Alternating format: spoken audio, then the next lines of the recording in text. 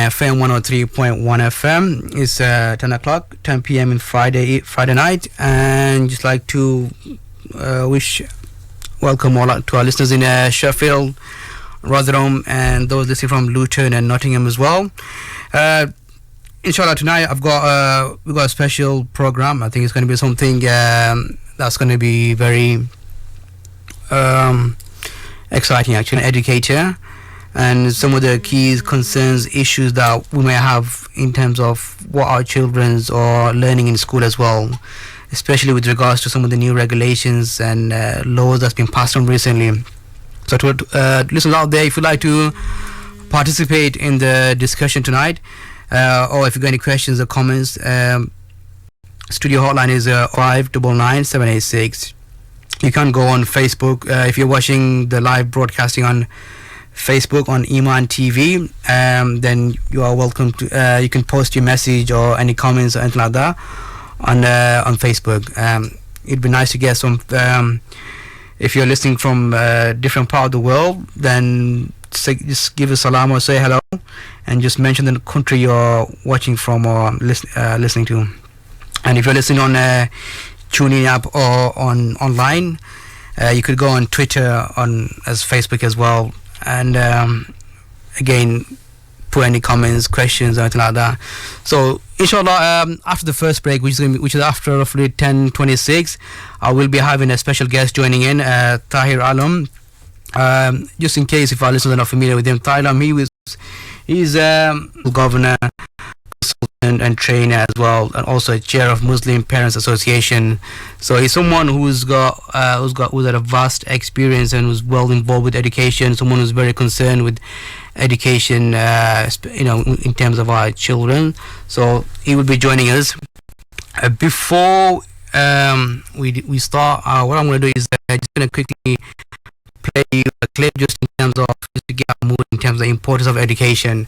I think education is a very important factor for us all, and especially concerning our children as well, given by Sheikh Hamza Yusuf. But I think some of the key issues and questions that he poses, I think, is pertinent even in this day and age. So just listen to this talk, inshallah. This evening is going to be an evening of knowledge and art. So it is one of the greatest joys listening to scholars who can raise the level of knowledge and the light of wisdom where it's so dark. And a new phenomenon is happening today in the West. There is a growing generation of scholars who have been born into the modern world but have acquired the knowledge of the great teachers and interpreters of revelation. Today we have such a person. We're very fortunate, and he was actually born into a similar background to me, coming from the West with a Greek connection, we may say, who embraced Islam the same year that I embraced Islam, which is 1977, who actually took the same name as I took. He's from the USA, from the San Francisco area. Please welcome Sheikh Hamza Yusuf.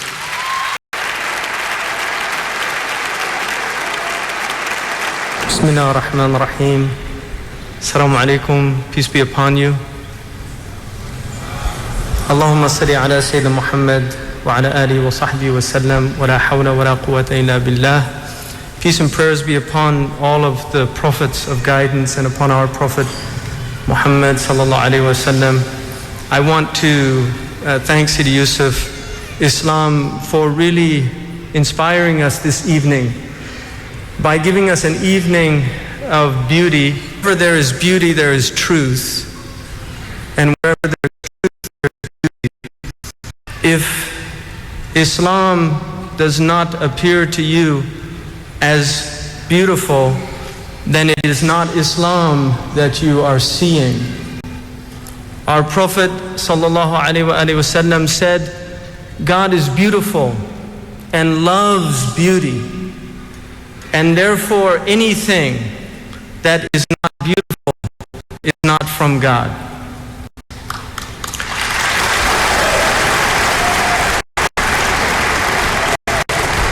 I do want to recently elected an Austrian as their governor We were hoping that if our governor speaks with a foreign accent, people might think we're actually another country. I would like to just talk briefly about a few things. One of them, we are facing unprecedented times as a generation, and every generation of people since the beginning of humanity has faced difficulties, because that is part of the reason why we are here, is to face struggle and to face it head on and accept that life is struggle. The Quran reminds us that we were created in struggle. We were put here to overcome the wrongs. We were put here to strive and struggle to make it a better world. And we are celebrating tonight a school. And a school is a place where we teach our children, because we are preparing them to inherit what we leave behind. And this is something that will unify all of us when we recognize the immense burden that we have, that need more than any other time adults to wake up to what is happening to this world, to recognize that we are being confronted with social disintegration, we are being confronted with environmental degradation, we are being confronted with arms proliferation, and each of these calamitous problems are rooted in a loss of the sense of sanctity, a sense of the sacred, a sense of why we have been put here, because we have been put here to be enchanted by the world, not to be disenchanted. And that is the perpetual reminder of our children. It is to call us back to enchantment, to call us back to innocence, in order that we set aside our cynicism, we set aside our skepticism, and we begin to recognize that in their light, in their eyes, in their souls, shines the truth of hope, because they are God's reminder to us that as long as there are children, there is hope. There is hope that we can overcome the trials and tribulations that we are facing. It is our children that give us this constant reminder, and it is our children that we are celebrating tonight, because the desire to institute this school came from children coming into the world and recognizing that we have to have a place where, like so many years ago, Yusuf, Islam asked us that question, where do the children play? Where do the children play? And that question, which was asked over 30 years ago, is more relevant today in an increasingly complicated world in which they are getting digitalized day by day. They are becoming so overwrought with the amount of information, with the amount of confusion that they are seeing in us and the world, that we have not only continued to perpetuate, but in many ways in our silence and our complicity help to perpetuate. And so we need, for the sake of our children, and this is the question that the Quran poses to us, in a world in which many of us have asked, where is God? There is a question in the Quran that God asks us, where are you? ما لكم لا تقاتلون في سبيل الله والمستضعفين في الأرض. What is wrong with you that you do not struggle to help the weak in the earth? Men, women, and children who are crying for your help. The question is not where is God? The question is where are we, who have been given so many gifts and talents and been challenged by our Lord to use them for the sake of God, for the sake of the weak and the oppressed, for the sake of our children. One of the words that was told about our Prophet, Kana ahlam an-nas, he was the most forbearing of people, the most patient of people. But one of the meanings of hilm, which means intellect, is also dream. And our Prophet was a prophet that dreamed big dreams. He imagined a different world, a world where women would be treated with respect, a world where children would not be buried alive out of fear of poverty, a world where vengeance would no longer be perpetuated in cycles of violence that never end. And he said, today the blood of the ages of ignorance, the blood of vengeance is under my foot, and from this day forward there is no vengeance in my community. We have forgotten these prophetic messages, as so many Christians have forgotten the prophetic messages of Jesus alayhi salam, peace be upon him, who reminded us, blessed are the peacemakers, not blessed are the warmongers, not blessed are the arms manufacturers, not blessed are those who make wealth on the blood of others.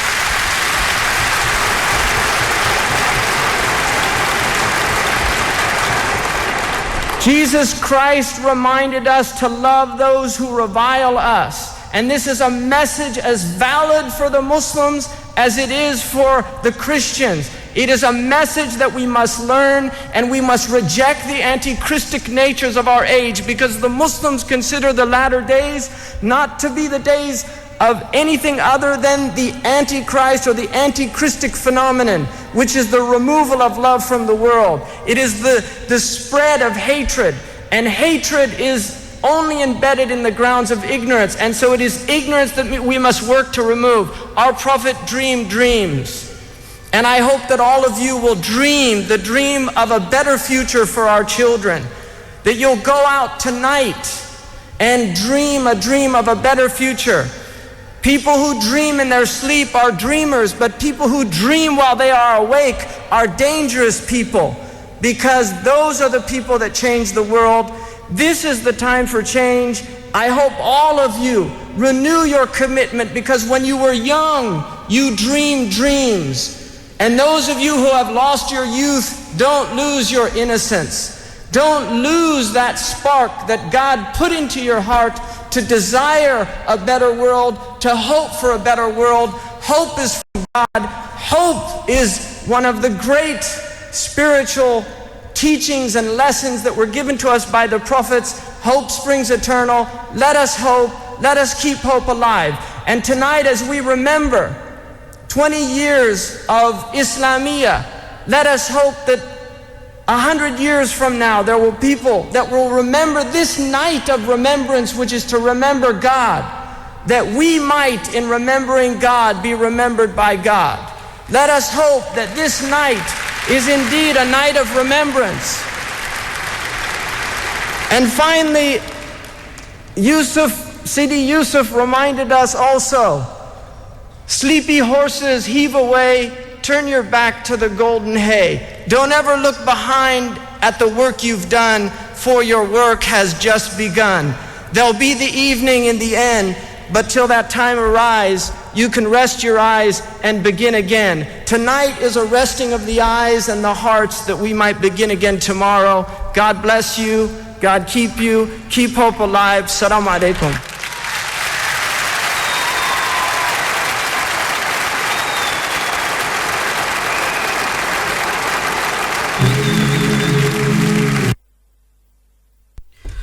Assalamualaikum, welcome back. Listen to Real Talk on Iman FM 103.1 FM. And in the studio, I got Brother Mansoor as well. Assalamualaikum, Brother Mansoor. Walaikum assalam, my brother. Assalamualaikum, listeners. Okay, just before we go on our first break, that was Sheikh Hamza Yusuf talking. It was quite an old lecture, actually. And I think it's one of the key things that even though it was a short, and I think, mashallah, he's blessed with, to give everything in a very precise and very informative way. And one of the key things he mentioned about education is about hope, it's about children. It's about preparing them for the future, nurturing them. Yeah. And that's what we're going to talk about. If you look at the education nowadays, in terms of school, even madrasa, whether it's weekend madrasa or whether it's full-time boarding type of madrasa, are we preparing or are we nurturing our children for the future to become the leaders, to become role models kind of thing, to build, to continue with that, so building bridges basically. The next generation. Next generations, or are we just containing them basically? And if you look at a lot of the findings, if you look at if you read stories on newspapers or on TV or whatever, you talk to people, you find I don't know what's your thought, Brother Mans, but I see it is more of a containing rather than nurturing kind of thing. Yeah, it depends what avenue they're being taught or educated, I think. Yeah, because one of the key things you find that, if you look at especially within our Muslim or Asian cultures, you find that there are very few who are sort of success stories kind of thing. I mean, you find that the ones who are getting nurtured, the ones who are going to be the leaders, right, unless they are part of this exclusive group, elite group basically, then, or they have been given extra support kind of thing. Yeah.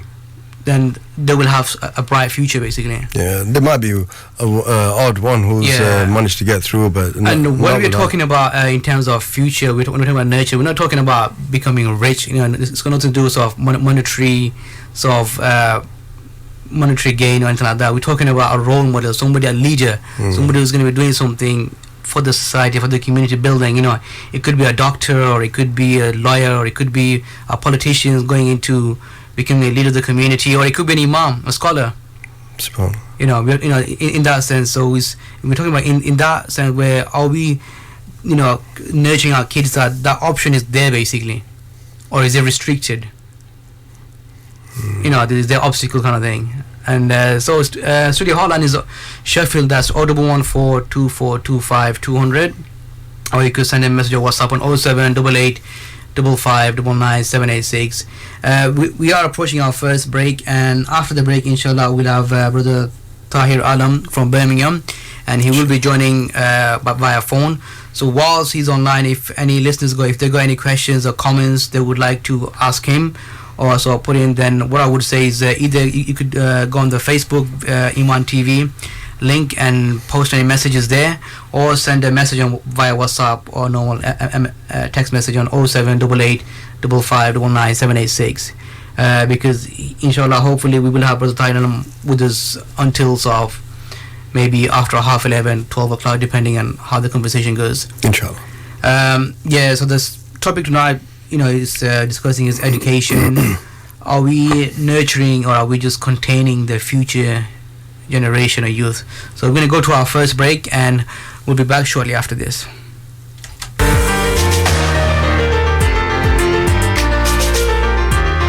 Sheffield, Rotherham, across South Yorkshire. This is Iman FM on 103.1 FM. আসসালামু আলাইকুম, আমার নাম মোহাম্মদ মতিউর রহমান, আমার সাথে আছেন মৌলানা আবু সাইদ কামালি সাহেব। আমরা প্রতি বৃহস্পতিবারে বাংলা প্রোগ্রাম প্রেজেন্টেশন করব সকাল 10টা থেকে 11:30 পর্যন্ত। সাথে বাংলাদেশ, সিলেটের খবর থাকবে, এই দেশের খবর থাকবে, এবং আমাদের লোকাল কমিউনিটি সম্বন্ধে আমরা আলোচনা করব। আপনারা শুনে থাকবেন। থ্যাংক ইউ, ধন্যবাদ। In a world where accident claims are poorly managed and the referral fees paid are so low, and just when all hope is lost in the city of Sheffield, a hero emerges. A hero so powerful, one phone number is all you need. A hero named Mr. Compensator. For your referral fee of £2,000, call Mr. Compensator now on 0114 3863 386. Terms and conditions apply. ओ दोस्ता बनी ठणी तक किथे तैयारियां नी मैं जुलियनो Jumeirah oh Dubai जा रहे नहीं Jumeirah spice restaurant उथे क्या खास है 1976 दी देसी रवायती खाने जेड़े पाकिस्तान ने जाने माने शेफ बनाने ने खाई दा वतनी याद अच्छा है लैम चाप्स चिकन बोटी लीवर टिक्का चिकन काबली मेन डिशां विच देसी स्टाइल हाउस स्पेशल कढ़ाइयां ते बाल्टी डिशां अच्छी तरह खाओ या डिलीवरी कराओ Jumeirah spice restaurant 1 The Common Actresfield Sheffield S35 9WJ 01142 467 238। मैं जा रही हूँ द बाजार में। For a great happy shopping day, visit the bazaar. You will love the new bazaar. जहाँ पर हर तरह के नए फैशन अच्छी कीमतों के साथ खुले हैं। Visit the bazaar at Syme Street, BD1 3RB, former Rawson Market. Open every Saturday, Sunday, Tuesday, Wednesday and Thursday from 10 a.m. to 7 p.m. Also every Wednesday at Leeds Kirkgate Market. The Bazaar, जहां आपको हर किस्म की चीज मिल सकती है। The bazaar. Ooh yeah.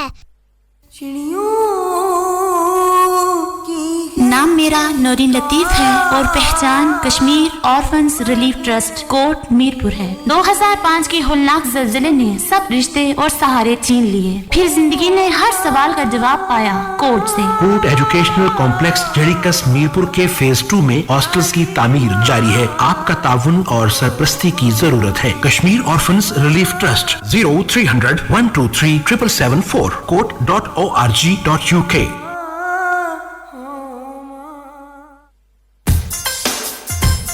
Your voice matters for your community. Here at Eman FM, we're looking for presenters. Would you like to step into the media industry? Are you interested in being a radio presenter?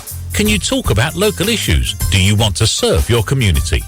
If the answer is yes, then contact Eman Media now on 0114 242 0551 or email info@emanfm.com. ओ दोस्ता ओ मेरी speeding ticket है मैं क्या करा तू Khan solicitors की call कर उना को स्पेशल टीम ही JD road traffic cases red लाइटां नो इंश्योरेंस तो किनी के immigration fraud money laundering personal injury claims civil litigation तक कत्ल के केस भी हल करने ने ते जे तुसा समझो कि पुलिस तुसे नाल कोई ज्यादती कीती है ते ओ कंपनसेशन भी दुआने ने ओ खान चुड़ा माड़ी जान Khan Solicitors 351 Abbeydale Road Sheffield 0114 258 3399.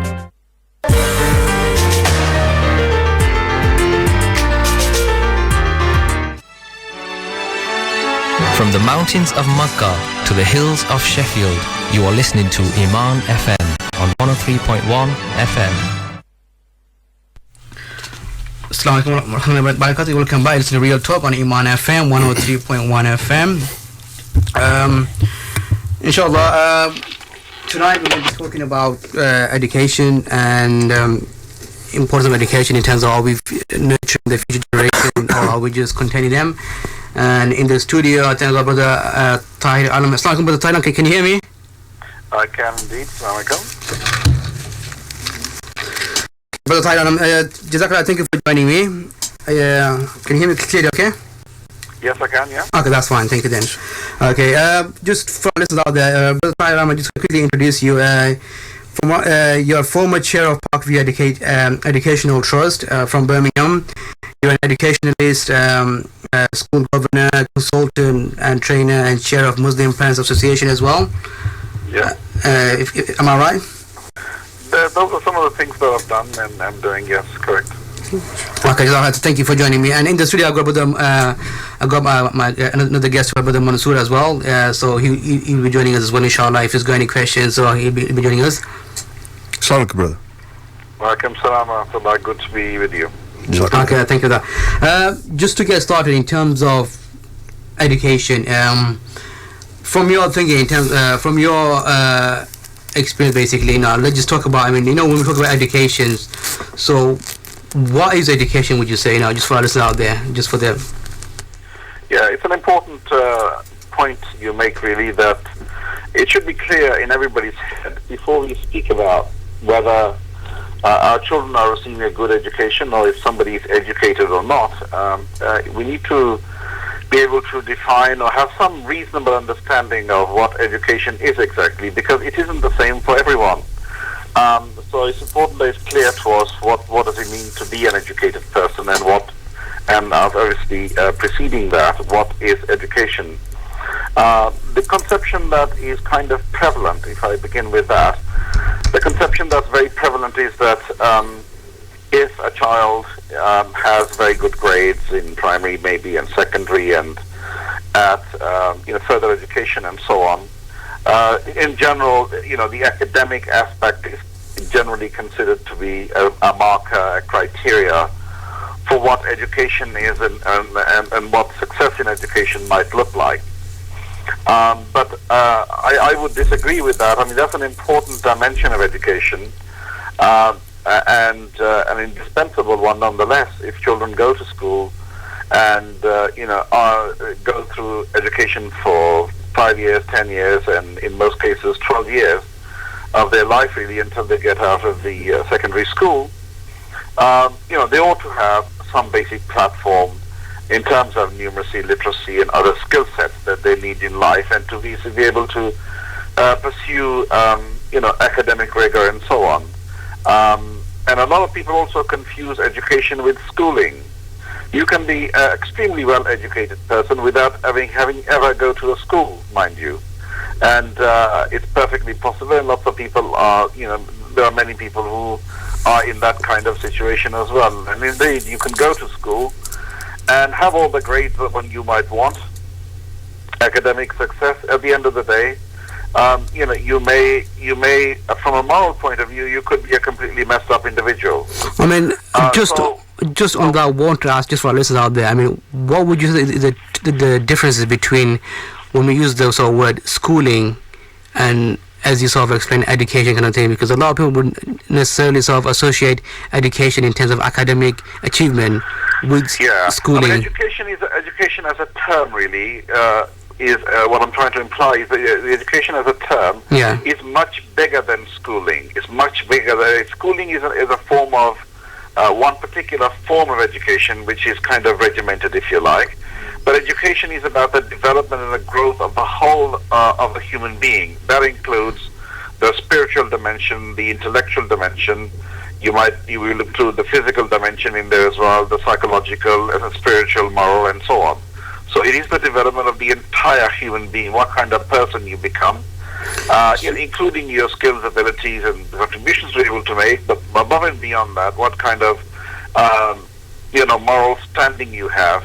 And that includes beliefs, values, and culture, and all of those things. So that's like education is something much bigger than schooling. And I think that's an important distinction to make, particularly from an Islamic point of view. Any education that ignores or diminishes, say, for example, the spiritual and the moral dimension, indeed would be, there would be a serious deficiency from an Islamic point of view. So when parents talk about normally when they say, my children are doing very well in education, what they mean is academic success, because in terms of like achieving grades to get a job and that kind of thing. That's right. So I think that as a Muslim really, and for more broadly as well really, for all parents, we want our children to be good human beings. We want them to be good people, who have got the academic success, of course, to enable them to do certain things. But above and beyond, we want them to be, morally upright people and spiritually connected people to the greater reality of the human existence, if you like. I mean, so those are important aspects. I mean, on that note, I've had a bit of experience in terms of working in school as well, and I'm sure with your vast experience, it's something that I've personally haven't seen schools take on board, the holistic view kind of thing, in terms of rearing a child with moral values, in terms of part of the curriculum, as we would say. Because if you look at school, would you agree that it's more sort of culture towards academics of achievement, grades, and whether or heading towards like a particular career path, apprentice or something like that? Yeah, I mean, the vocational aspect, you mentioned the vocational at the end, really. Yeah. I mean, the traditional model of education is obviously vocational. That is, where young people, of course, growing up, they would, mimic, follow someone and learn from someone under the supervision of someone, and they would learn the various traits, whatever they might be. Whether it's carpentry or other skill sets, they would learn those things, or running a business and so on. So those kind of acumens they gained through an apprenticeship program, and those are effective actually, and they are good program, but they tend to be not very popular these days. Sorry, hello. Continue. Sorry about this. Yeah. So the precedence very much these days, of course, is given to the academic focus, and that's how parents have become to conceive education and measure education and measure the success of their own children.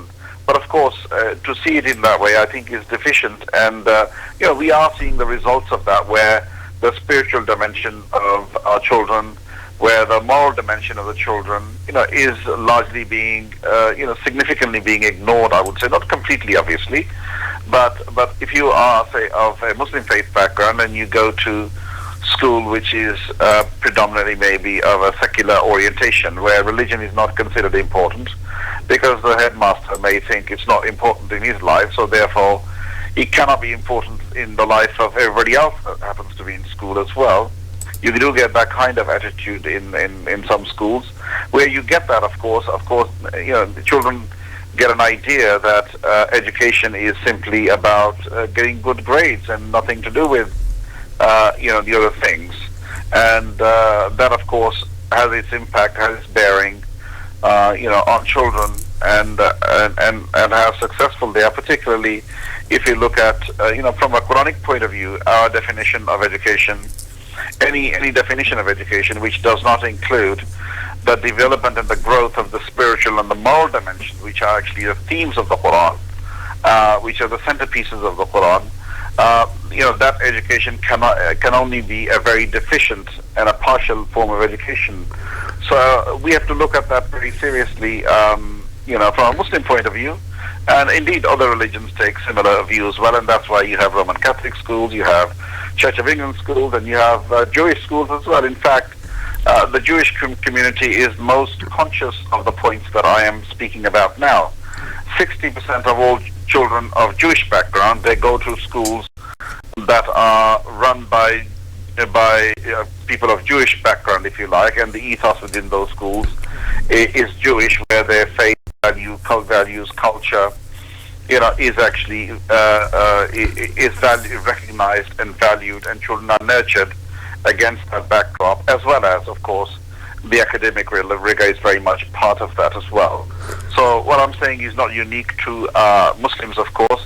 It is something that people of other faiths are also trying to do in an increasingly more kind of secular and a materialistic conception of education, where education has become a means of getting a job and not much more than that. I mean, especially with sort of recently, where we've seen by the previous government, I think, and trying to sort of change the way the school is run from normal thing to academic basically, where you have organizations or businesses taking over their schools and running it with their own ethos. How is that change, or how is that sort of new, or what's so different about that basically, in terms of what education was, school was, 10, 15 years ago or 20 years ago? Are you speaking about perhaps the academization program? That's right, yeah, because I think that's something is quite a phenomenon if you look at it, because a lot of schools are approaching that sort of method. Yeah, it is a change of national policy, in fact, and it is effectively a privatization, if you like, of schooling. Because schooling traditionally in this country, and I always say personally myself that the welfare system in our country, the National Health Service, and the education system, as free at the point of delivery for everyone, and well-resourced, well-funded in that sense, really. They are some of the greatest achievements of this country, quite frankly, and something to be, very proud of. But what has been happening, as well as in other areas in education, there has been a move towards attempting to privatize education. Currently, as the figures stand at the moment, roughly, about 10% of children actually attend private schools, i.e. non-state funded schools, private schools. About 10% of children in the country do that, regardless of what type of school they are, from Eton to your normal little village private school, with 100 children or 50 children. Excuse me, brother. But they amount to only 10%. And the academization program, what it does quite, very briefly, and I'm sort of simplifying things here to some extent, is that it opens up the running of those schools, the influencing of those schools, the shaping of policies within those schools by an independent charitable organization which has to be formed, a legal entity which has to be formed, which is free from local government and also relatively free, if you like, not completely free, obviously, there is accountabilities and things, but from a running point of view, they can actually, run the school, do agreements and contracts and policies, which are devised by them only. So what that means, of course, and what we have seen in the variety of education academy chains is that there has been, a siphoning up of money, where one guy, for example, he was a director of, say, about 10 organization that was running 10 odd schools. I mean, he was on £400,000. So it's become more of a profit-making sort of scheme, basically. Yeah, they start siphoning up money. The way it works, to be honest with you, is like this. If an academy organization is run, and they may have a budget of, say, 50 million, okay, running 10 schools. I mean, but running, say, 5, 6 or 7 schools, yeah, you could easily run up to, close to 50 million pounds, depending upon the size. If you have that kind of business, then, what happens is that you give business to some people, you have your own business, and exchanges take place, yeah? I will buy, I'll give you the electrical contract here for our buildings, and it'll be worth, £200,000. And, I make basically radiators. And guess what? When you need radiators, you'll buy the radiators from me, isn't it? Motivational. Wink nod. And unfortunately, that kind of transaction, those kind of transactions are taking place. We had a head teacher here, I won't name him here, but he basically was on a full-time salary, and at the same time, he was also, his company was being given contracts, which were basically, he was giving contracts to himself, and they siphoned off over 4 years, they siphoned off, to the tune of £1.5 million worth of contracts. I mean, so what I'm saying to you is that the privatization, if you like, which the Conservative government has introduced, is about privatizing, if you like, the education system, and that's not always a good thing. And I'm not particularly a big fan of the local authorities running schools either, mind you, because they were very inefficient, and they put up with a lot of educational failure and systemic failure for so long, and they have their own problems.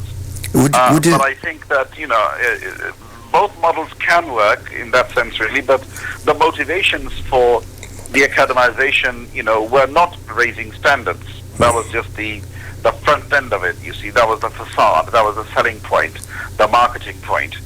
But the actual reasons were, our education is effectively being kind of privatized for friends of politicians, to be honest with you, in the main. Look at who is, if you just have a glance as to who is running, the big academy chains. Excuse me, brother. It's not your parent group, it's not your teacher groups, it's not your ordinary people at all. Would you say that the privatization is more agenda-based rather than standard curriculum? That's right, yeah. And there is no evidence across the country generally, there is no evidence to suggest that academization raises standards, which was a lie perpetuated by the Conservative government, and they continue to do that as well. But, what I don't understand is if privatization can have its agenda, and then some schools are spotlighted for having a specific agenda, and I don't understand it's almost double standards. Yeah, I mean, there is a lot of inconsistency, and in my own experience, and I have a fairly significant experience in this area, the DP obviously pushed the entire change agenda, so fast that even they didn't know what they were doing half of the time. Yeah. They were just under political pressure, they were just inventing things as they went along, and creating policy effectively. Without being regulated. On the hoof. And they did a lot of that, and they always are doing that, but they give, people try to give the impression that they planned everything and it's been well done and all that, but the reality is not like that at all. It sounds like they were trying to refine a predictable failure model until they ultimately came to the perfect solution. Yeah, but the change, to be honest, generally, and I'm not talking about just attacking Conservatives here, including Labour and the politicians generally, the change in education is too great and too fast. I mean, would you say, in terms of the education system itself, obviously it's going through so many changes, and when you get a new political establishment, they come through, they come with their own policies, and they change the whole infrastructure in terms of managing and curriculum and all sorts, and so start again. And in terms of education system in itself, would it be fair to say that, generally speaking, for the average people, there's been a massive failure in terms of academic achievement for children who are attending, basically. Because if you look at the results and stats, the standard is so low in terms of what their target is compared to like the high achieving end, basically. Those who are doing very well, and the rest there's a massive gap. Yeah, the disparity is very worrying, and and it has been there for a very long time, and that's another worrying dimension as well. And it's not there may well have been improvement in some areas, of course, but those who are achieving highly, they're doing very well. And inner city areas generally, low socioeconomic deprivation factors and other factors come into play, and children in the inner city ring areas, and I'll name them here, and I include Sheffield in there, which is where you're from. Yeah. I'll include Oldham in there, and places like Derby and Bradford and so on. Inner city areas which predominantly serve, a variety of communities, including people from, Muslim communities as well. The failure rate in these areas of schools underachieving decade in, decade out, is pretty appalling. Do you think they're running kind of a Chicago school model for the inner cities? Well, I'm not sure, I'm not familiar with what you mean by the Chicago model. I mean, the Academy's program is actually a copy. This country has been copy and pasting experiments from America. So the academization program is actually an American model. Yeah, this is what they did in America, that schools which were run by the local council, if you like, or council equivalent, I should say. They don't call it council. In terms of sort of low achievement, would you say it's more down to the management of the school or the students who are attending, that because of that, in terms of problems that they bring in? Because what I find is difficult, you find that schools who are underachieving, they change the whole sort of head teacher and the management people. They come, and next sort of lot come in, and it's still the same problem. Yeah, I mean, this is quite a complex area, but if you wanted me to sort of push me into saying what the problem is, I mean, the people who are responsible who are paid and are responsible for running these schools, ultimately they have to carry the responsibility for the failure of the school. You can't pass that failure. There may well be other contributing factors which make their task more difficult and solutions more difficult to find and overcome. That doesn't mean to say that that can't be done. So you can't pass off responsibility to the children. You can't pass off responsibility to the parents. And the reason why I say that is that, I myself ran schools in the inner city ring areas. When I was running these schools, when I got involved as a governor in these schools, in the local school, which was predominantly serving the Muslim community, the culture of failure was so rampant, it was kind of unbelievable. The results of the school when I joined the school were 4%, 4% A's to C in, English and maths, yeah? Yeah. 4%. So 96% of the children were failing, The result may be 4%, and the next year might be 5%, 9%, or 10%, whatever, but, pretty much 90% children were always failing. And the school felt, to be honest, quite genuinely so, they felt that they were doing the best they can. Yeah, it's quite interesting because, the what's it called, the grades what you mentioned, because some of the stats and the results, right, the way they sort of shadow you, the way they beautify, basically. If you look at, if you're going a bit more in detail, you find the actual failure rate is very high because, at 4% or 5%, if you think about it, it's very, very, very, very low. It's rubbish. Compared to the number of students they have attending the school, on average, the school probably has, a good few hundred students sitting GCSEs every sort of year. Yeah. So the point I was making on this particular 4 point, and to endorse your point, is that it was 4%, and then when we got involved in this school, we obviously we didn't change the children, we did not change the parents, we didn't change the community, we didn't change the income levels for these families. Change the program. But the results of our schools actually went from 4% to 75%. Gotcha. Or, over a period of time, nonetheless. because the education is a bit like a long, what they call a oil tanker at sea. You have to change the direction 5 degrees, and a few miles down the road it kind of changes. Because change happens slowly in education.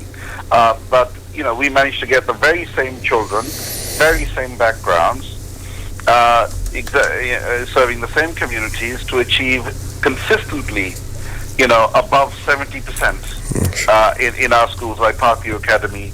We managed to do that. We didn't change anything. We didn't change anything else except the expectation we had, high expectation we had, quality of teaching and learning, leadership and management. Those were the decisive elements. A belief that these children can achieve, they must achieve, and a desire to overcome the challenges that they very genuinely faced. There are challenges which are particular to inner city schools, and I'm not diminishing them in any shape or form, but what I do believe is that they are surmountable, they can be overcome with the right kind of focus and determination and mindset. And that's what the deficit is in so many of these schools, where inner city schools which consistently fail. So to give you an example of that, and now for example, it is quite accepted that around 50% of the children will not make A stars to C, including English and maths, in 5 or more subjects. That's true in Sheffield, that's true in Bradford, that's true in Birmingham, that's true in Derby, that's true in Oldham, that's true in Rochdale. So parents actually don't realize that actually, statistically speaking, their children will attend school for 12 years, from the age of 4 to 16, and at the end of it all, they can't even get the basic passport for them to go into further education. They're going to have to do repeats to actually, go further and higher, which really is not acceptable. It's not something that, why should half of the children fail? Yeah, that's true. Okay. Basic qualification. Brother Tayyam, I would like to sort of continue with our discussion. I think, mashallah, I think it's been very enlightening as well. We're approaching our first break, so I was wondering if you'd be okay with you to continue after this ad and also news as well. So just after 11 o'clock, if you can continue, and I want to discuss further with regards to who is an educated person, and also so move on to Islamic school and madrasas and system as well, and some of the future challenges that we're facing. So hopefully you will come back and join us after this short break and news. Is that okay?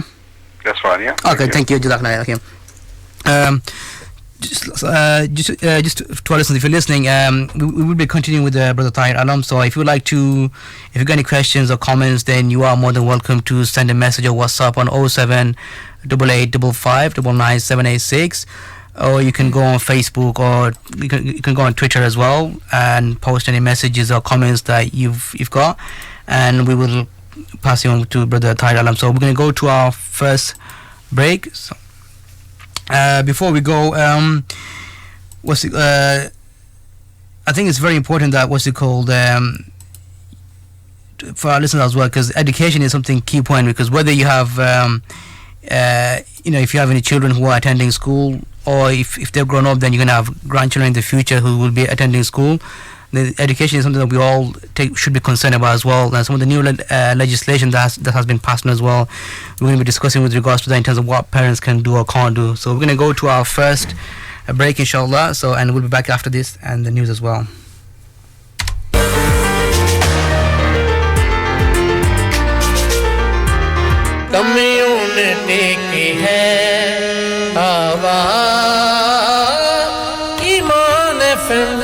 Iman FM.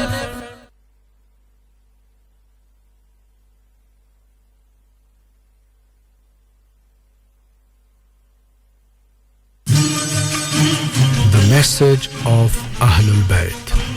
आल नबी मन माता बिहुब्बे आले मुहम्मदिन माता शहीदा जो कोई मोहम्मद व आले मुहम्मद की मोहब्बत में मरा उसने शहादत पा ली. Don't forget to tune in every Tuesday 8 to 10 p.m. only on Iman FM. In the city of Sheffield, if you ever have an accident, do not fear. Mr. Compensator is here. He can provide you with a taxi, prestige, or 4x4 replacement vehicle in just 2 hours. Call 0114-3863-386 or visit mrcompensator.co.uk and let the experts manage your claim. जरा गड्डी रोको ये क्या भीड़ भड़क नजर आ रहा है हवलदार साहब ये सब जायका के लिए आए हैं वो जायका ये लोग जायका टेक अवे के जायकेदार खानों का जायका लेने आए हुए हैं फिश मसाला नान चिकन टिक्का नान लैम्ब टिक्का नान शीश टिक्का नान मैं सद के जाऊं वो जायका कबाब्स एंड स्वीट्स पर जायका से ताजा मिठाइयां और कढ़ाई गोश्त भी मिलता है जायका कबाब and sweets 2 to 4 Chippingham Place Sheffield telephone 01142425800 Zaika also at 66 Wellgate Rotherham telephone 01709 400. Assalamu alaikum, this is Khalil Muhammad coming to you with an urgent appeal. One Community has established the first Islamic education, deaf and special educational needs center where deaf Muslims and non-Muslims can attend Islamic classes to learn more about Islam using sign language. However, this center is under serious threat and we need your Qarz-e Hasna, a beautiful loan, and your zakat to help us keep it open. Please visit our website islamfordeaf.co.uk, that's Islam, FORDEAF.co.uk, or give us a call on 0121 291 7847.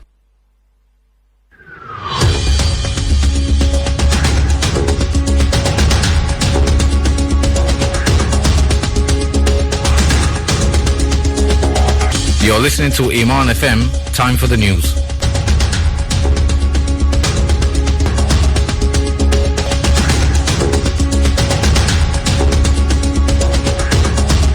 From the Sky News Centre at 11, Sinn Féin is said to be in touching distance of becoming the largest party in Stormont after securing its highest ever vote in the region. Counts are still underway, but the Republican Party has closed the gap on their unionist rivals. Meanwhile, Mike Nisbet, who led the Ulster Unionist Party, has resigned due to poor results. Police say they'll now look at the report into the fatal Shoreham airshow crash to decide whether to bring charges against the pilot. And investigations found a series of errors caused the disaster, including flying too low during a manoeuvre. The Principal Inspector, Julian Firth, says they interviewed Andrew Hill 7 times. He was not able to recall the accident flight itself, but he was able to give us considerable detail about the way he would normally conduct this type of activity. And together with evidence that we gathered by other means, particularly from photographic evidence, we were able to construct a detailed picture of what had occurred. 11 people died in 2015. A mass grave of babies and children has been uncovered at a former Catholic orphanage in Ireland. Remains were found at the ex-home for unmarried mothers in County Galway. A man's been arrested on suspicion of murder after an elderly woman was found dead in northwest London. She was discovered in a lock-up shed in Colindale. In sport, England cricketers are 1-0 up in their one-day international series with the West Indies. Owen Morgan's side won by 45 runs after setting a target of 297. The skipper led the way with a century in a blustery Antigua. Morgan says it's hard to say where his good forms come from. I'm not quite sure. I've enjoyed my cricket probably since before Christmas, around about the Big Bash time. You know, it's a fantastic tournament to get yourself into the rhythm of things. I managed to get some runs down there and continued that on to India. And today, you know, I had a little bit of luck along the way, but managed to take it and make the most of the opportunity. And world number one Andy Murray's into the final of the Dubai Tennis Championships. He defeated Frenchman Luca Pouille in their last 4 tie in straight sets, 7-5, 6-1. That's the latest. I'm Kieran Kaur.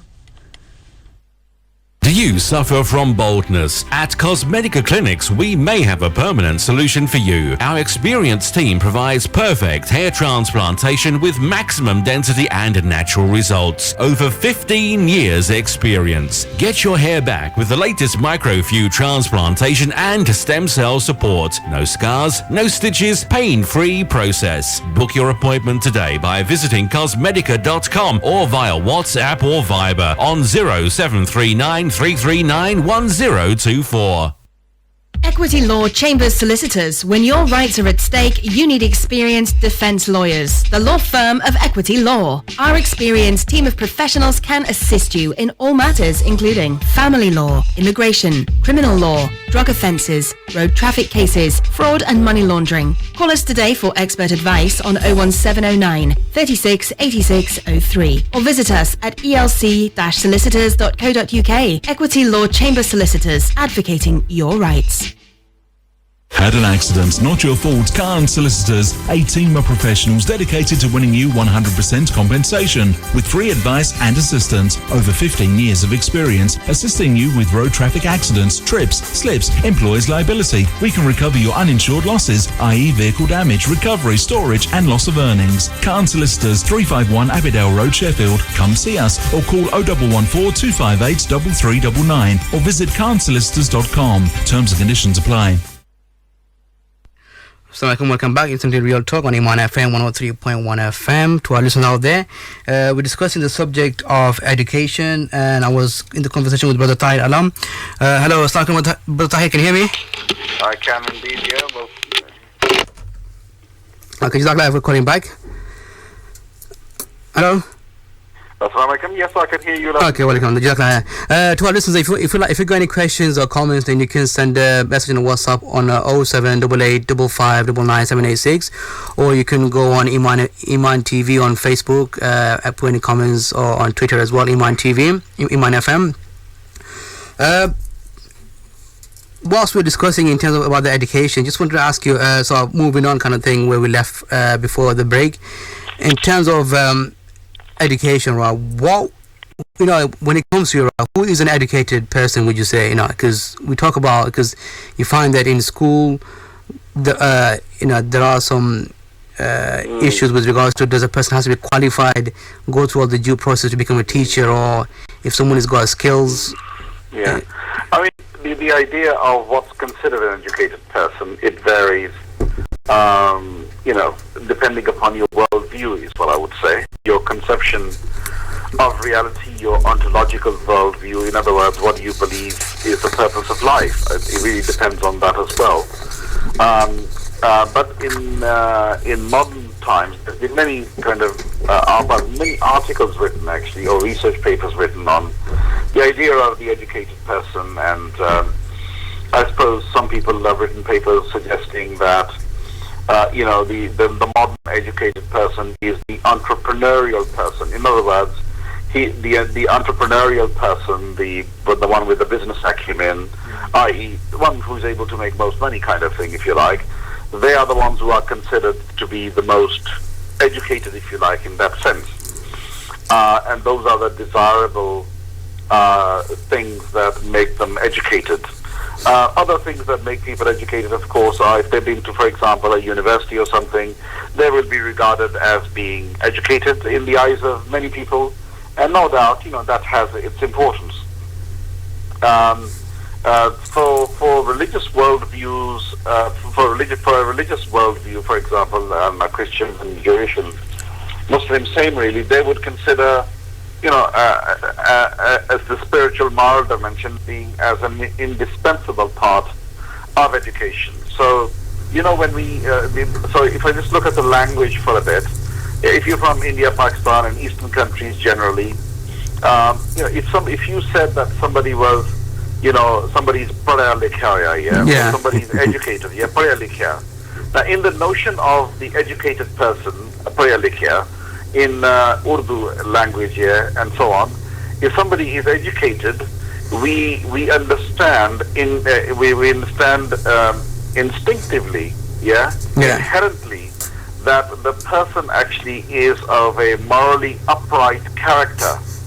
He is, he possesses, noble qualities, praiseworthy qualities, civilized, and may even possess some wisdom and that kind of thing. So we think that somebody who's educated, they are refined in their mannerisms. In other words, they're a person of good character, good adab, essentially, Would you say that's more of a sort of traditional view, or does that sort of still exist in this modern sort of context? Yeah, I'm coming to that point. So the point I'm making is that idea of the educated person is very much inherent.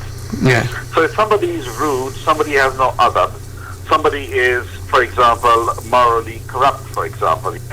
He is a zani maybe, and he abuses people, he's unjust to people. People will say, oh, this guy is a jahil, even though he may be new. There's a difference between literacy and numeracy. Just because you're literate and numerate, it doesn't make you educated. There's something about the character. So There's something inherent about the character that we regard as being indicative of the educated person. Unfortunately, in the modern conception, certainly in the UK, really, you can be, to give an extreme example here, you can be a fornicator, you can be, going to a university, you can be a top scientist, and you can also be engaged in all sorts of immoralities. You understand what I'm saying? I'm trying to avoid explicit language here as much as I can. So you can be completely morally debased and degraded, but of course you got 3 PhDs. The question is, are you educated? And that really, whether that person is educated or not, really depends on your idea of what education is and what the educated person is.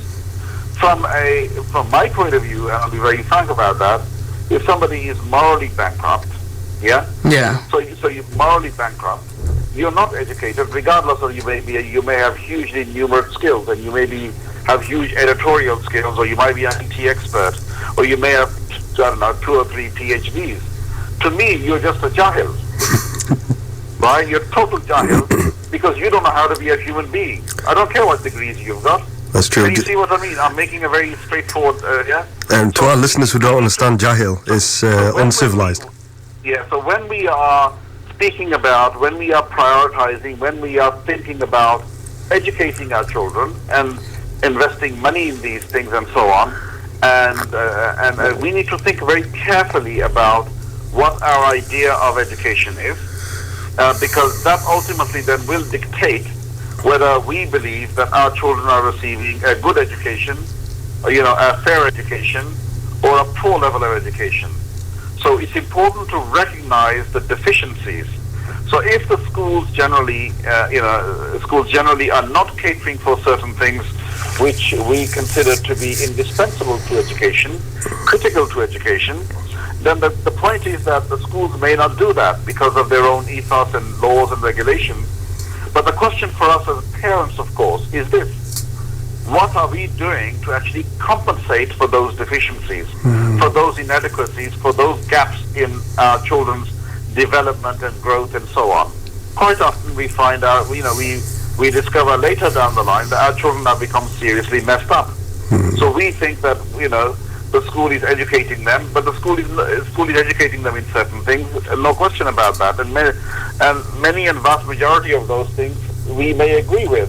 But there are aspects of schooling about which we may disagree, and certainly there are huge levels of gaps and deficiencies, with respect to a holistic view of education that the Quran would purport, and as essentially people who believe in God, believe in Allah, and we believe in the Quran, and we believe that our children's education should not be in isolation, in separation from the worldview purported by Islam. From an idealistic perspective, that is true, but what I've sort of noticed, and if you speak to people, you find that, generally speaking, from what I've seen, the complaints that you get is like, you find schools or areas where there's more Muslim populations, you find the complaint in terms of their behavior is more rampant, if you know what I mean, because of when it comes to sort of antisocial behaviors or not respecting the law and not being part of the society where they're building and they're working towards improving things. Wrong direction.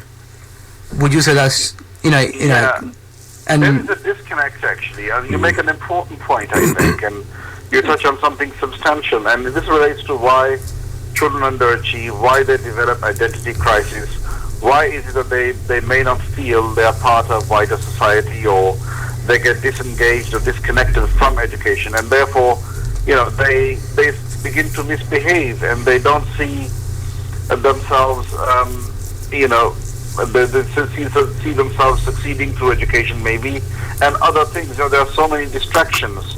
Not all of them are supported by the school, but there are many societal issues as well which actually are washing up at the shores of schools and education. So when your children go to school, they're exposed to all kinds of experiences and influences, and many of those influences are distracting. Some of those influences are harmful. others are very, very corrupting and dangerous. Yeah, that's a statistical. And children are exposed to all of those Yeah. things. So the parents can't just let their children go to school and think that it's a very nice environment, because it isn't, quite frankly. You know, you got children these days, I'll be very frank about that, these are very real issues. You got children these days, 8, 9, 10-year-olds who've been exposed to high levels of, indecent material and so on. Yeah, via phones. And they're viewing things, they see things your children are exposed to, that you may have raised your children in a rather sensible manner and so on, and protected them from certain things. What about in schools? It's a different kind of scene. You see, you got all sorts of children, from all sorts of backgrounds there, and your children will be exposed to those things. So parents need to be vigilant and be very, on their guard, as it were, as to what their children are being exposed to. And then, if enough of them are doing this and it becomes normalized, then it's kind of okay to do, and there's no restriction on that. That's right, and the normalization actually of because there's a popular social cultural norm where certain practices, obviously, which from an Islamic standard point of view, from Islamic morality point of view, obviously are against Islamic teaching. So we raise our children against those, but within a wider sort of societal setting, those things are very normal. So the children, will get those messages that this is actually absolutely fine. I'm talking about things like homosexuality. I'm talking about sexual relations, as well as exposure to all kinds of philosophies, including distortions of Islam as well. When I say distortions of Islam, I mean that within RE, for example, in most schools, if certain subjects are discussed, I'm just mentioning one here. Say homosexuality. One of the things that's being put forward in most schools now is that some Muslims think that homosexuality is quite okay. It's okay to be Muslim and gay. So my point is that school is also now teaching what Islam is and what's acceptable within Islam. And parents aren't necessarily aware of that, and these are very real. Parents never discuss these things with them. One of the critical, ways of addressing these issues is that parents have to, and that presumes that parents have to be knowledgeable about these issues themselves. That's true. I agree with you. Yeah. I want to sort of bring something else as well, because we've been sort of highly critical when we're talking about education, and the sort of emphasis has been on what we would define as a secular form of institute, i.e. school. But from an Islamic perspective, and from being a Muslim, so you find that what role in your sort of action, you've seen that mosque and madrasas are sort of playing to counteract or neutralize some of those negative sort of negative sort of vibes and characters that kids are picking up, kind of thing, are tackling some of these issues. For instance, some of the kind of certain issues that you find if you find in mosque and madrasas, that they're not even capable of discussing, let alone sort of giving solution to children or parents or adults to tackle. Yeah, there is the issue with parents having sufficient knowledge and confidence to talk about to their children. You see, one of the important things here, and I'll come to the madrasa in a bit, one of the really important things is that children in society will be exposed to certain issues, which are a societal norm. They'll come across those things. But they need the Islamic perspective, they need the parents' perspective to be very much part of what they're hearing, what they're seeing, what they're experiencing, yeah? Yeah. And then that needs to be part of it. When there is a complete silence from this side and all they hear is some other things, then obviously they can only be persuaded one way, quite frankly, They can only be influenced one way. So it's important to create redress and rebalance and to ensure that children's views are rationalized, if you like, and that they understand the Islamic perspective and so on. What about there's the parents' role in all of that, and then we come to, sorry, you're going to say something? Yeah, on that note, I was going to say in terms of, with, for instance, children, the way they see teachers in school in terms of with their level of qualifications and the way they sort of relate to them, or the way they sort of teach them or share the knowledge kind of thing, they don't get that same level of standard from madrasa or mosque, because we were talking about in terms of what qualifies to be an educator from an academia sort of perspective? Would you say the level of qualifications of our imams, or within the who are teaching our kids in madrasa and places like that, does it in any way equate or come anywhere near, for instance, teachers who are teaching our children? Because from what I've seen, right, it's completely world apart, basically. Yeah, I mean, you're talking about impoverishment of experience, yeah? That children have, within school maybe, in a normal state school maybe, and the experience that relatively they have within the mosque. Yeah. From a quality of teaching and learning point of view, from sometimes from an emotional connection point of view, even sometimes from a facilities point of view. I mean, that's a separate subject in itself. Yeah. So it gives a very impoverished impression to them that so I think the point you're suggesting here is that they get an impoverished view of Islam, if you like, because of the experience they have. And so it's like the less of a quality experience, and people are not qualified. They've never done child psychology and that kind of thing, and they don't even have most madrasas. I mean, let me begin by saying that I have seen some very good madrasas actually who do. In my view, they do a very good job, and I've seen some of those madrasas, but unfortunately, that practice is not prevalent. Yeah. No, that's true. So I've seen madrasas, and these are their qualities. They've got a proper training program for teachers. They've got some kind of a syllabus really to which they take children through. It may not be elaborate, but they've got some kind of good syllabus there really. And the teachers they employ they all speak English very well, so they're able to then engage and communicate with the youngsters extremely well. So the engagement level is much better with them, and they develop a greater level of attachment to the masjid, to attachment to Islam because of the interaction with the teacher. Because the teacher, the Islamic model of education is that the teacher is the education. In addition to the curriculum and other subject areas they may study. But the teacher is also integral part of education. The guide. As a role model. Yeah, the guide. So, yeah, that's right. The teacher is the education, in that sense. So that's very, very important. But those practices are not prevalent. The vast majority of mosques, I think, in my own experience, they still are, way below par where they should be. I mean, and children are having to really go through a very boring experience in most cases. It's not an interesting experience for them to go to the masjid, but at the same time, it's a training issue. It's also a financial issue as well. Because if you are paying, I'm sorry, it's not a good night. I was going to say, if you pay peanuts, you get monkeys here. That's a very rude thing for me to say. Yeah. I mean, I wouldn't say that because I respect the imams. I respect these teachers who are teaching. They are generally people of very good character. They are sincere. They are hardworking, but they don't have the training. I think one is to have respect for the scholars, which we should do. About at the same time, giving constructive, highly sort of criticism. I think that should be. You see that very, very few often, basically, and that's why I feel that they can kind of get away with it. If you know what I mean? The mosque or the madrasa. Yeah. The training programs are important, and also I think payment is very important too. If you're paying somebody, minimum wage, they have a family to support. They have, their own needs and things like that. And we need to pay people in this area. We need to pay them properly, quite frankly. And obviously that raises another issue of whether parents can afford it or not, and that kind of thing.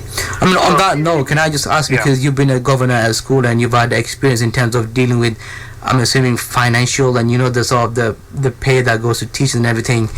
Is it feasible, or what should be like a sort of, in your opinion, basically, a good fee for, like, for instance, somebody who's teaching a madrasa or an imam, basically, because it's quite vague. You don't hear, and you hear that sort of this, like, how they're very low paid, but what should be, Well, I think if you're an imam, if you're employed as an imam, I think if I was to say, what I think they should be paid, and if I was running a mosque myself, I would get somebody who is very well qualified, who is well spoken, who will do a good job. Quality has to be there really, because they have to make a difference to the community, and particularly the future generations and the educational aspect and so on.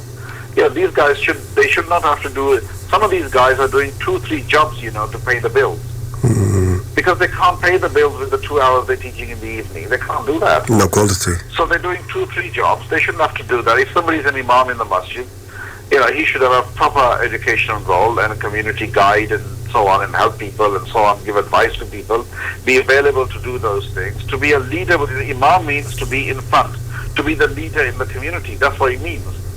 And we've just reduced the imam status actually to just leading in the salah basically, and doing 2 hours of teaching in the evening.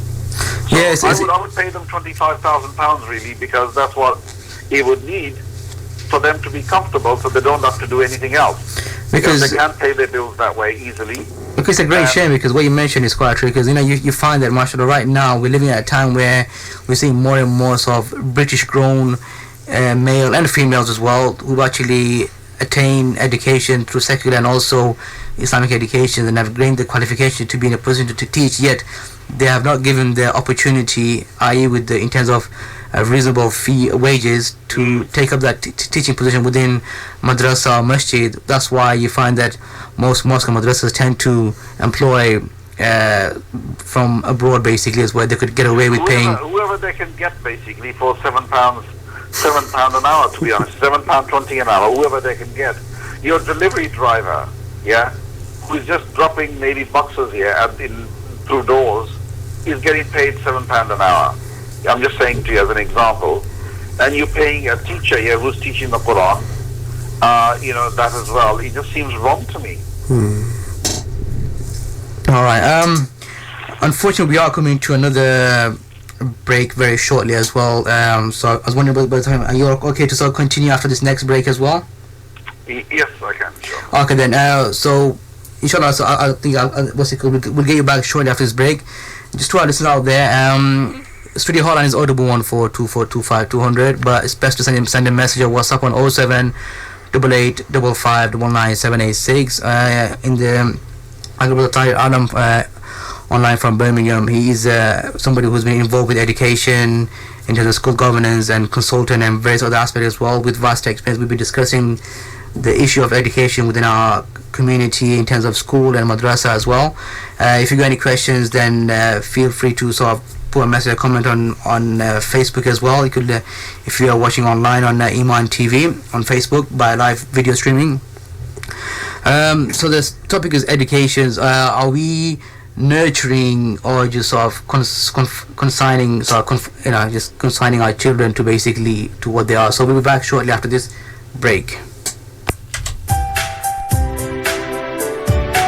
Iman FM. This is Iman FM. You are listening Iman FM 103.1 FM. सामीन अजीब car अस्सलाम वालेकुम, मैं राजा खुशनूद खान पेश करता हूं programme मसला क्या है हर जुमारात शाम 6 बजे से 8 बजे तक, जिसमें ज़ेर बहस आएंगे आइली, मिली, समाजी, दीनी, सकाफती, कौमी और बैनुल-अक़वामी अमूर। Khan Solicitors, experienced criminal defense lawyers in defending your rights. We can assist you get the best possible outcome if you're involved in any criminal matters, including murder, drug offences, sexual offences including grooming, terrorism, fraud and money laundering. We can provide free advice and assistance 24/7 at the police station. Call us on 0114 258 3399 at 351 Abbeydale Road, Sheffield. Visit us at khansolicitors.com. Over 20 years experience in defending your rights.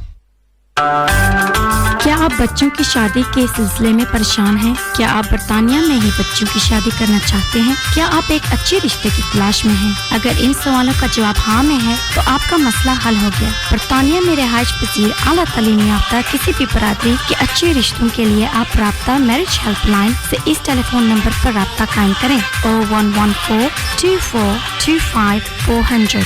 राब्ता marriage helpline, मुसलमान खानदानों को करीब लाने का राब्ता।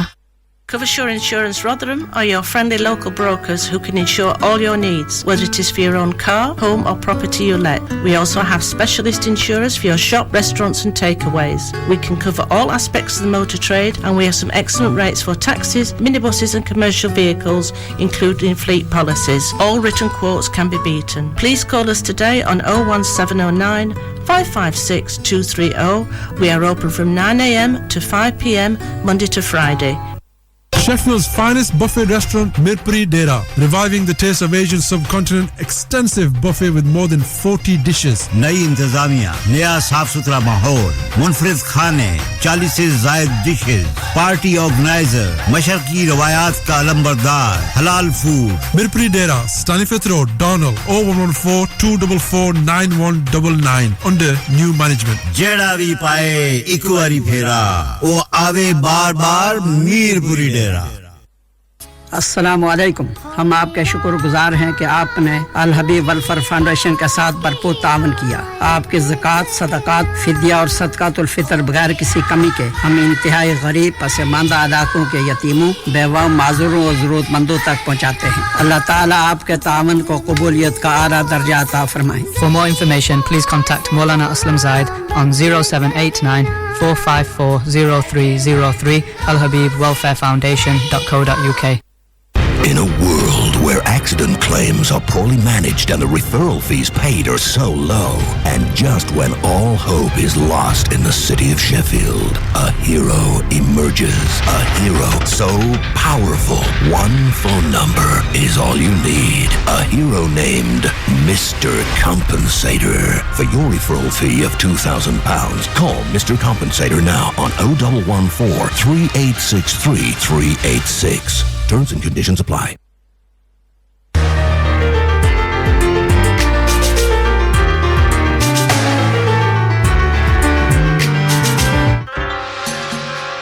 For the community, by the community, Iman FM, 103.1 FM. Assalamu alaikum, welcome back. You listen to Real Talk on Iman FM, 103.1 FM. I'm your host Iqbal, and in the studio I got Brother Mansoor with me as well, and we got Brother Ty Alam from Birmingham, who's been with us and discussing about education. Studio WhatsApp number is 0788555998786. I'm hoping Brother Ty Alam will be joining us again. Subject we're discussing is education, in terms of what are some of the key concerns and issues that our children are facing, or parents and guardians are facing or seeing, and what can be done as well. But the time Alam, I think, is raised a number of important issues. I think what we need to solve is worth pondering about. Just gonna wait for him to give me rejoin us again, Brother Ty Alam. Just give me a few seconds. What I'll do is just gonna play this quick short nasheed, and I'll be back after this.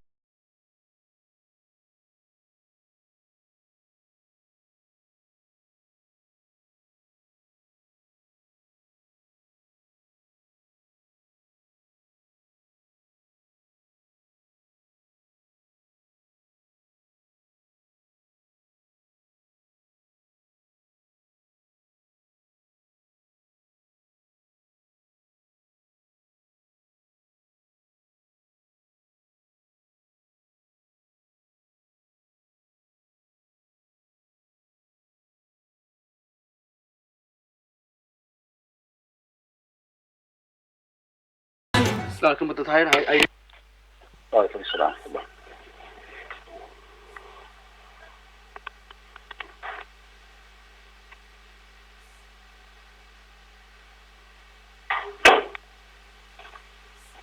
It's been very important. Jazakallah khair. What I would like to say, just thanks to that. In terms of moving ahead, basically, with educations, some of the future challenges, I just want to sort of go on to the next thing, which is the future challenges, what we're facing as well, especially, I don't know if people are aware, the new legislation which has been passed as well. Just want to know in terms of parents who are concerned, what can they do, or what should they do basically? Yeah, I mean, if you look at, so in terms of, I suppose, challenges and overcoming challenges, I think one of the things that, just concluding the point that we were discussing before, is that although many madrasas have been improving over time, I think compared to where they used to be, and I've seen that trend quite, which is very encouraging.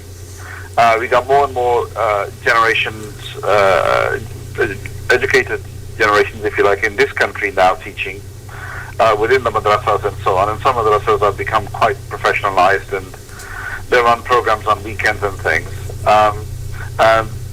But I think that the big improvement that we need to make in the madrasas is really critical, because ultimately our children's understanding of Islam, if you like, is what needs to be strengthened. I quite often do surveys, and I'm sure you have a similar experience if you did the same, which is that I normally ask children, teenagers, 12, 13, 14, 15-year-olds, about some basic concepts within Islam. What is hadith, what is sunnah, what is tawheed, what is shirk, what is, why does Islam prohibit certain things?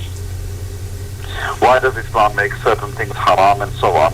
The basic concepts and things, and some basic information about the Quran, about the life of the Prophet sallallahu alaihi wasallam, and so on. If you ask them those kind of very basic questions, you will get very, very poor answers from them, and sometimes they don't even have a clue.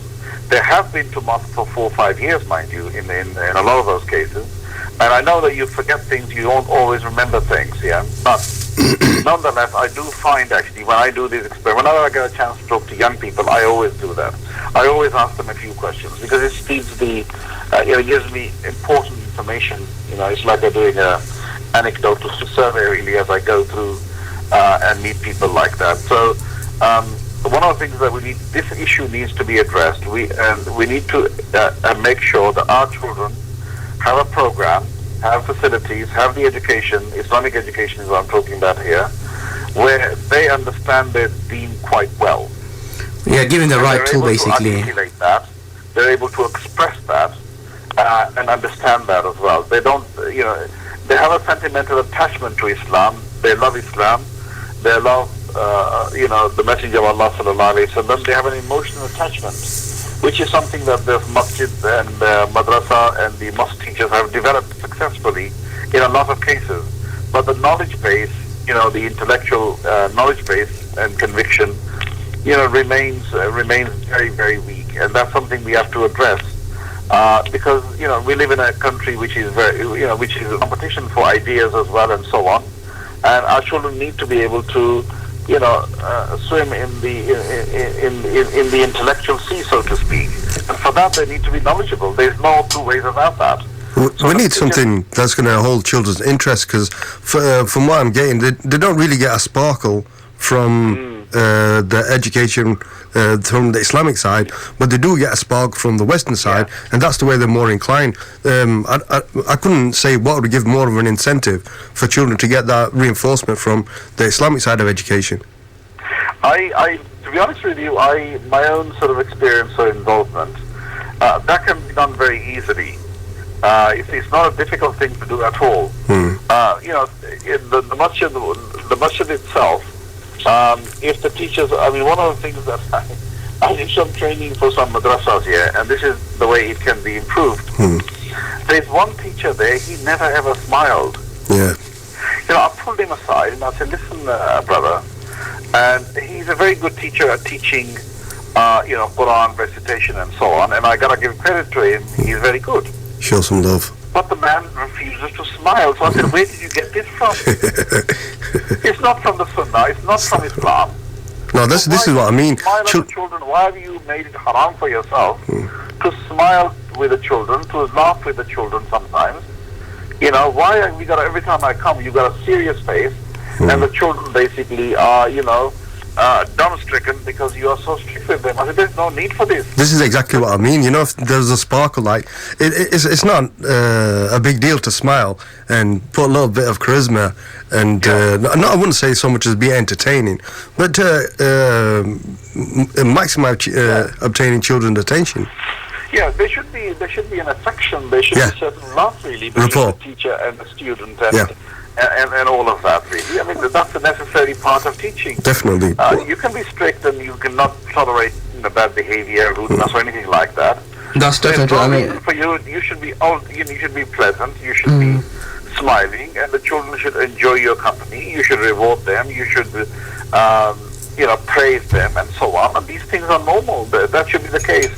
So it wasn't an easy thing for him, really. But I spoke to him many times, and I said, look, you obviously this is the way he was. You know what he said to me? He said, but this is the way I was taught myself.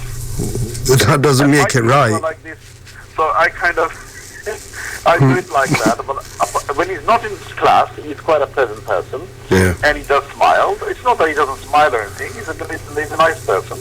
I mean, it's quite interesting because that goes to prove that how much influence a teacher has on his students, basically, because years later, you can pick up good habits or bad habits from your teacher, basically.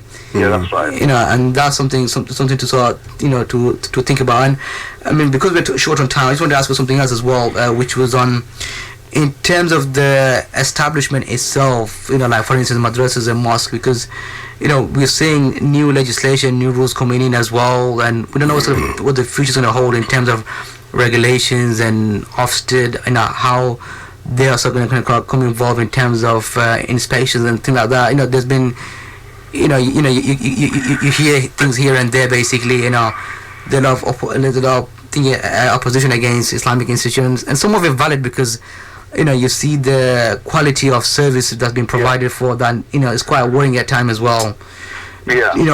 From your experience and in terms of, obviously, I want to touch a little bit as well in terms of this Trojan incident as well, because you faced it with, in terms of being in a secular school where the quality of service was probably would have been good or better, definitely, but you find yourself in a very precarious position, basically. So what dangers are there for our mosque or madrasas that we need to worry about? Do you think we should start becoming more professional, become more serious in terms of, i.e., safeguarding and DBS and that kind of thing? I mean, those things should be there anyway, to be honest. We should be, safeguarding children from that point of view regardless. And I think a lot of madrasas are running programs. For example, in Birmingham, I know some consortiums of madrasas, basically, they are, they're giving their staff training on, safeguarding and child protection training and making them aware of the laws and the regulations and so on, which are important, and the mosques should adhere to those.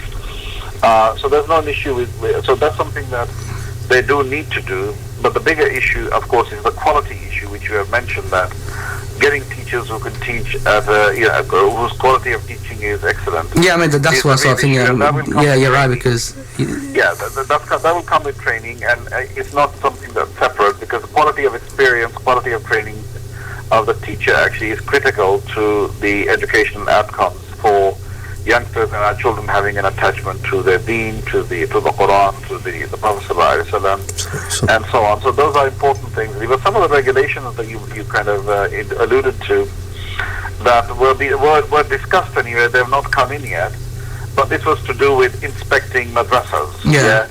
Out of schooling institutions, if you like, after schooling or weekend institutions. Even like for instance, obviously we don't have the actual figure, but from what I've seen, like some of these sort of full-time, like private madrasas, where kids go and stay, Islamic sort of school, basically. And I'm talking about madrasa type of school. We've seen how officers gone there, and sort of a lot of them have to close down or fail reports, and I find it quite strange. Right. Why is it that they are failing? There is, to be honest, to be frank with you, following the Trojan horse hoax, and it was a hoax. There's no reality to the allegations that were made against people in those schools, myself, and the schools as well. And our schools were, Parkview School, for example, was an outstanding school in all respects, including academic, including spiritual moral development, and including all the other aspects. And that's what we had from Ofsted before. But under a political kind of intervention, if you like, what I call a political witch hunt, these schools have been now damaged, and the results in all these schools have now fallen. So the results in the school where I was, for example, is now in the 40s. So Department for Education, as well as Ofsted, they've got together and destroyed these schools. But the impression they're giving to the outside world through deceit and deception, fake news, is that they've saved these schools somehow. You see, so their idea of saving actually seems to be in line with the children being failed, which is which is appalling, really. But these are political interventions that have resulted in all of that. Ultimately, these people are too far from the school. And quite frankly, I don't think many of them could care less really, and they know nothing about these schools anyway. It's just a decision that they made. But the fallout, the more important thing is the fallout from the Trojan hoax affair and the subsequent interventions has been that Prevent has been made statutory, within the education sector. That's having an enormous impact because every Muslim pupil now is under surveillance. Is being monitored, and that includes parents as well via the children if they say something or do something. And there have been a number of cases anyway. I don't want to get into them in detail here. I mean, you hear some ridiculous stories. I mean, recently I read some. There's a story about this young boy. I think he said something at school where he said he saw a gun in Pakistan or something like that. Then suddenly police come knocking on his door and to his parents' house, and he's under some ridiculous thing that's taking place, which is. Yeah, somebody's made a referral, basically, that he may be going to fight somewhere or something. Would the same thing happen? All you have to do is just say it, basically, and they're on to the case. Excuse me, brother. Would the same thing happen, do you think, if a child had gone to maybe Africa, Orient, or one of the Americas, and saw a firearm there and came back and maybe wrote a little report about it? I saw a firearm. Would the same thing happen? Well, it wouldn't really. If the child was white, for example. Exactly. It wouldn't happen because these laws and these laws are not for them. These laws have been only made for Muslims, and they're targeting Muslims disproportionately. Although, they try to the promoters of these policies are, always attempting to say, oh no, it's not like that. But the fact of the matter is, you have to be, you don't have to be a genius to work out that that's how it's being implemented. A motivational agenda. Yeah, and we recently had an even more, silly case than all of these things. We had a non-Muslim, Indian lady who was basically in a school, and her boy basically was accused that, he was speaking Arabic, and they thought they were Muslim. They weren't even Muslims, and they said, they picked them up. Yeah. And they look like it, so they must be. And their son was held back for 2 hours, being interrogated. How old? Yeah, I can't remember the age. Now, primary school age. Child. And these kind of things only happen in certain situations. And I remember something related through history where schools were taken over, and the native children were having their mouths washed out with soap because they'd used a native tongue and not English. That's right. I mean, we just got just two questions because we are also coming short on time as well. I've got somebody asked a question as well, and it's regards to the Trojans of incident. You're just asking, what's been, because we know this is still ongoing kind of thing. Yeah. You're asking in terms of what has been proven to be false with regards to the whole incident, because we know, when things exploded initially, and then we know there's been reports and all that, and it's been thinking about. Very briefly, because it's a quite, elaborate affair, really. Yeah. But very briefly, what I would say is that we had those incidents, and we had the media frenzy. Yeah. The allegations were mainly made in the media. There was no reality to them at all. Fake news. It was more than fake news, really. It was a pack of lies. Astaghfirullah. Laugh, brother, it's alright, because, if we don't ridicule things like these, these propaganda attempts, and they become serious, they'll hurt us badly. So if we take it with humour, then it's not that big a deal. So they're basically, let's say, fake news, really. They were inventions, yeah? Trivialized. So, anyway, but they served a political purpose. Yeah. On the back of that, of course, the government created a huge hysteria. Yeah. The Prime Minister was talking about it, the Home Secretary was talking about it, the Home Secretary was talking about it, the Education Secretary was talking about it. They monopolized on people's fears, really. That's what basically, it's truth. I'll tell you what the truth of it is. Let me give you an analogy, right? There is as much truth in Trojan hoax affair as there was in the 45-minute dossier and the threat from Iraq. There is as much truth in the Trojan hoax dossier as there was in the Birmingham 6 bombings being carried out by these Irish 6 people who were put in prison and then later paid millions of compensation because there was no truth to it. They just banged them up there because it was convenient. Look at the bright side, brother. If you're exonerated, cleared, then maybe you're due a lump sum, you never know. Well, yeah, you'd make me feel better now, so jazakallah for that. No, it's no problem. That's what we're here for. We're here for saving lives, my brother. I've just got one final question as well. Where I am with all of that is that, obviously, subsequent to those things, there was a banning order put in place and all the rest of it. Yeah. And I'm appealing the banning order, and the appeal is later this month. Hopefully, inshallah, the appeal is being heard later this month. Hopefully, inshallah, everything goes well. I just got one final question, sorry, before we come to the end of time, because I know my parents are aware, because I don't think many people are aware this news of regulations or rules coming in school where sex educations are becoming compulsory to be taught in school from the age of 4. That's right. The new changes that have come in. Before, I'll just sort of point out the change, really. The change is that before it was secondary schools were required to make sex education available in secondary schools. That was the law, yeah? So secondary school had to provide it for children. In primary schools, it was optional. So if a primary school chose not to provide sex and relationship education, they could do that and they'd be well within the law. And it was for governors to decide whether the school did that or not. So the change basically is that all primary schools will have to provide now sex and relationship education from the age of 4 onwards. Obviously, at the age of 4, it's not going to be that explicit, but they would introduce the idea of, partners and things like that, that you could have a male with a male and female with a male and female with a female, and have stories about 2 penguin males hanging around together. So they begin with kind of stories like that, the initial concepts and things like that, really. I mean, do parents relationships? With regards to that, right? The focus. Even though it's becoming a statutory right, do parents have any kind of control, or what can they do to solve? Sorry, the next thing I was going to say was that the parents under the old system had a right to withdraw their children from such a provision, Yeah. And if the school informs them. So that the right to withdraw their children still remains, and it will remain according to the government proposals, So that's going to remain, but the problem with the withdrawal is that the schools, half of the time, they don't tell you. Yeah. And they don't tell you that it's happening, and they also don't tell you that you can withdraw your children. So they deliberately hide these things so that parents don't withdraw them, because it causes a bit of hassle in terms of looking after them and those kind of things.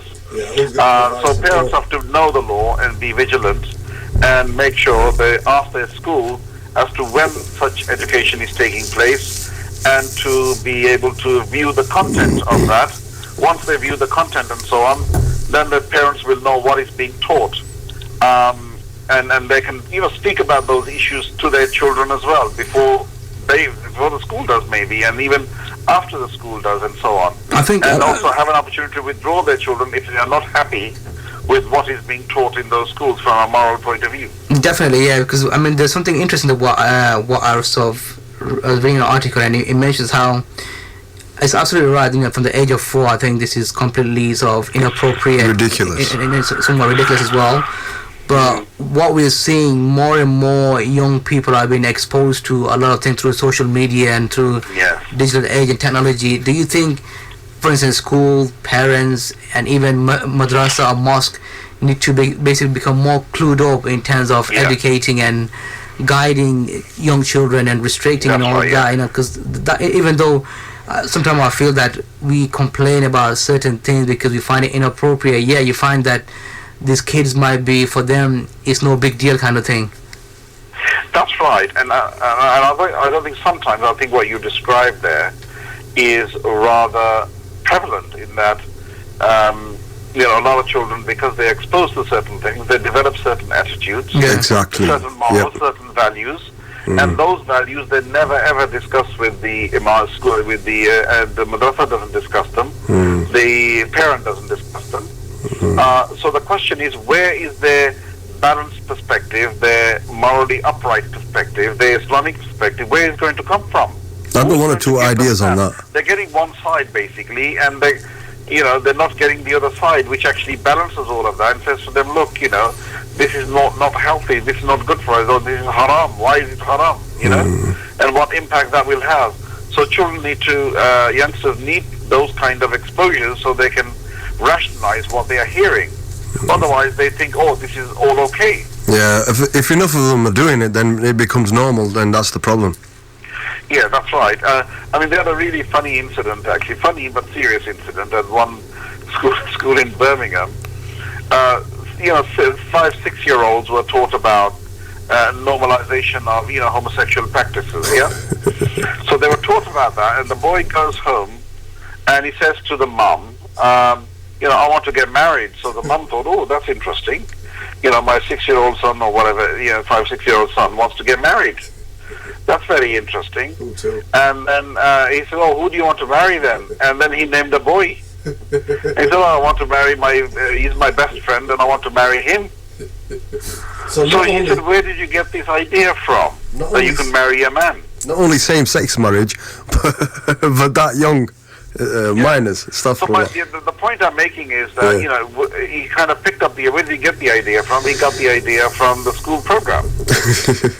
Brother thank you for that. And it's rather innocent, of course, you know, at this age. Obviously, he's not aware of those kind of things, really. But I'm just making the point. No, it's definitely, I think, you know, as parents and I think, you know, as mosque and madrasa, I think we have to start thinking about these kind of issues and being better prepared to deal with it rather than deal with the aftermath kind of thing, you know. And I would like to thank you for giving your time and joining us, and hopefully, inshallah, you know, maybe in the future you could again join and sort of carry on where we kind of left off from as well, because, you know, I had a lot to discuss, but because of time restrictions and, you know, things we've discussed which needed to be discussed as well. So Jazakallah, thank you for that. Okay, inshallah. Jazakallah khair. Assalamu alaikum. Oh, okay then. Wa alaikum assalam wa rahmatullahi wa barakatuh. We've come to the end of our show and we just got literally a few seconds, and just in case to our listeners, first of all I would like to thank Brother Tahir for giving his time and Jazakallah khair, and we have just got a few more seconds. I think the key thing is, I think, you know, parents, madrasas, schools, I think, you know, anybody in a position of authority have to get involved, have to start thinking about education. Definitely, guidance. On a very serious note. There's so much that's out there and so much needs to be done.